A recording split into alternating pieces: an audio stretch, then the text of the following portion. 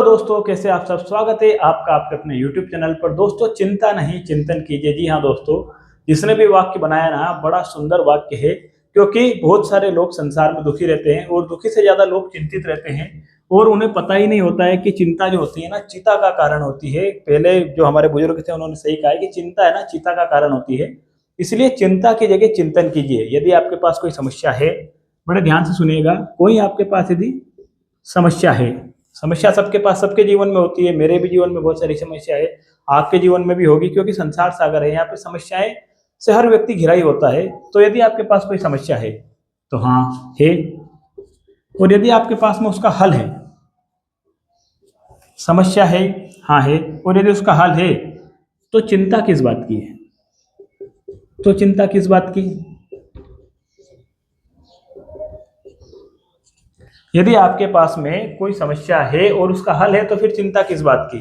फिर तो चिंतन कीजिए आपके उसका हल कैसे निकालेंगे। और यदि आपके पास में कोई समस्या है, हाँ है, उसका हल नहीं है। यदि आपके पास में कोई समस्या है, हाँ समस्या है, और उसका हल यदि नहीं है, तो फिर चिंता किस बात की। भाई यदि समस्या है और उसका हल है, तो फिर चिंता किस बात की। और यदि समस्या है और उसका हल है ही नहीं, तो फिर चिंता किस बात की।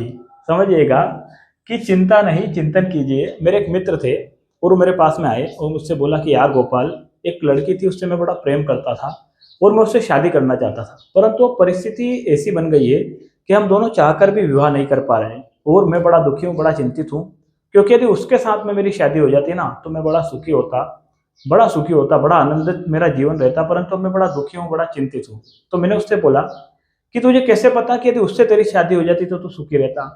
भाई तो कोई ज्योतिषी है, पहले से ही प्रिडिक्ट कर रहा है कि उससे शादी हो जाती तो मैं सुखी रहता।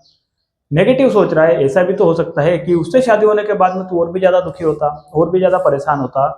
क्योंकि जो परमात्मा है ना, जो भी करता है उसके पीछे कुछ ना कुछ लॉजिक होता है ना। बिना लॉजिक के इस ब्रह्मांड में कुछ भी नहीं होता है। हो सकता है तेरी यदि उससे शादी होती तो तुम दोनों में ज्यादा लड़ाई झगड़े होते, क्योंकि तुम्हारी लव मैरिज थी। हो सकते है तुम्हारे परिवार वाले तुम्हें एक्सेप्ट नहीं करते, या XYZ तुम किसी किराए के मकान में रहना पड़ता। और हो सकता है तुम्हारी वो शादी ज्यादा दिन चलती नहीं, हो सकता है तुम्हारी शादी बीच में ही क्या हो जाती, टूट जाती।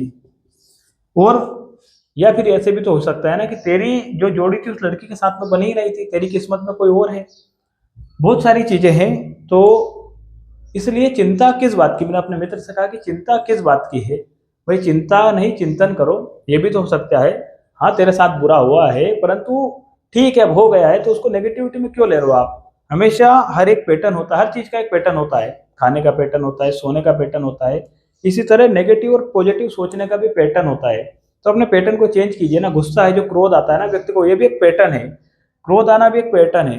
हर व्यक्ति को गुस्सा नहीं आता होगा। आपने देखा होगा कि बहुत सारे ऐसे लोग हैं जो बहुत बड़ी बड़ी बातों पर भी शांत रह जाते हैं, और बहुत सारे लोग ऐसे हैं जो छोटी छोटी बातों पर भी क्रोध करते हैं। क्यों? क्योंकि एक पैटर्न है।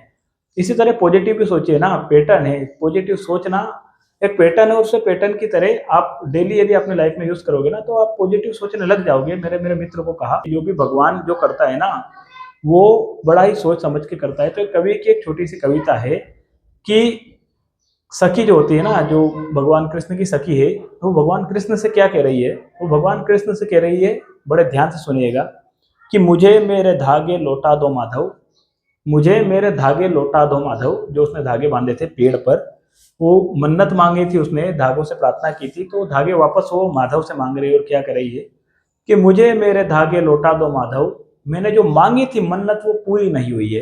क्या कर रही है कि जो मैंने जो पेड़ पर जो धागे बांधे थे ना, पेड़ पर जो धागे बांधे थे वो मुझे वापस कर दो माधव। माधव वो धागे मुझे वापस कर दो। क्यों? क्योंकि मैंने जो तुमसे मांगा था ना, वो तुमने मुझे दिया ही नहीं है। अब इस पर भगवान श्री कृष्ण क्या कहते हैं कि तूने जो धागे है ना, वो सच्चे दिल से बांधे थे। तूने धागे जो बांधे सच्चे दिल से सखी, इसलिए तेरी मन्नत पूरी नहीं हुई है। मतलब तूने जो धागे है ना, वो सच्चे दिल से, हृदय की गहराइयों से बांधे थे।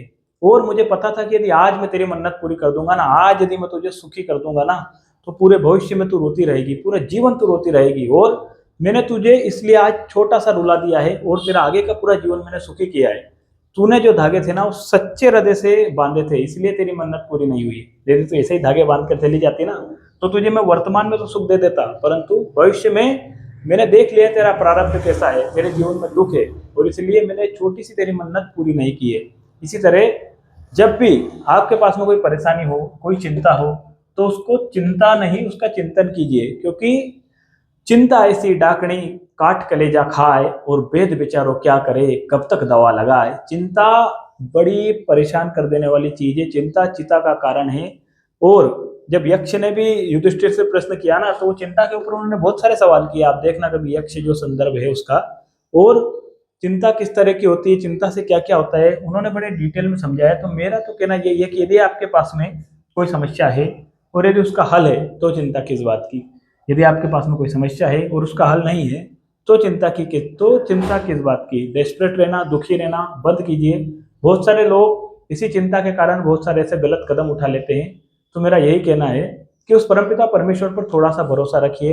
यदि आज जो आपको चाहिए वो नहीं मिला है ना, तो हो सकता है कल उससे कुछ ज़्यादा बड़ा मिलने वाला हो। दोस्तों, छोटा सा टॉपिक था और इसके माध्यम से मैंने आपको समझाने की कोशिश की है कि चिंता चिता का कारण है। चिंता ऐसी डाकनी काट कलेजा खाए और वेद विचारो क्या करे कब तक दवा लगाए। याद रखिए दोस्तों, यदि आप कुछ अच्छा सुन रहे हैं ना, तो उसे गोपाल कलमुदिया यूट्यूब चैनल पर सुन रहे हैं। आज के इस छोटे से वीडियो में इतना ही। कल फिर मिलेंगे किसी एक और नए वीडियो के साथ। तब तक के लिए जय श्री कृष्ण।